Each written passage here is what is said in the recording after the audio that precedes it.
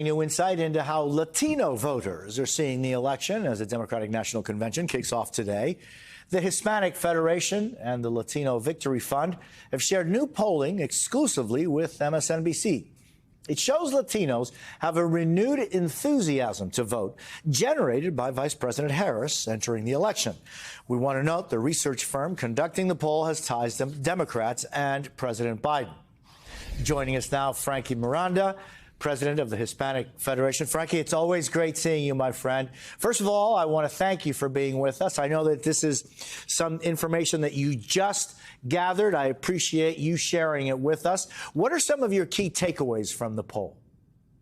Well, Jose, one of the first things that happened after the announcement of President Biden, and of course, when Vice President Harris started to talk about becoming the nominee, we started hearing from nonprofit organizations on the ground doing voter registration. These are nonpartisan nonprofit organizations, our own canvassers, our own operation. And we started to hear an enthusiasm, and it's verified by this poll that says that 73% of registered Latino voters are certain that they will vote in the election, and that 50% of responders replying that they are more interested in voting because of this new reality on the race of presidential election. So for us as organizations doing civic engagement, this opens up the possibility of engaging people that before were not interested in talking about the election or even registering to vote. And, you know, engaging is such an important term that you bring up, Frankie. I mean, if you look at this poll, the top three issues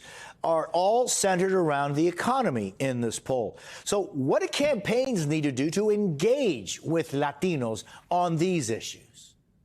First of all, just completely destroy their ideas about what exactly is interested in our community.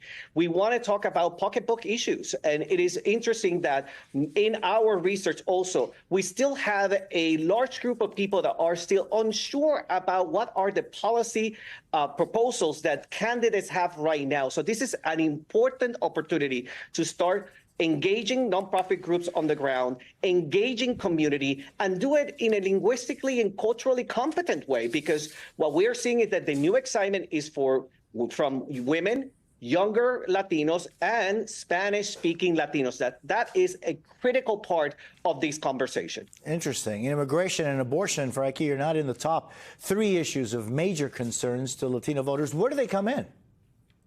Well, the important thing about this poll is that what we are trying to say is that Latinos are contributing to every single aspect of society, and the economy is extremely important for them. They had been completely impacted by the pandemic, and they had been slow in the pandemic recovery. So our community needs to talk more about what are the opportunities. And it's interesting that this week, VP Harris started to talk about some of these pocketbook issues, and that is consistent to what our polling people were asking us to talk more about and asking the campaigns to talk more about. And, you know, when we talk about the Latino vote, I always say there's no Latino vote. There are just Latino voters.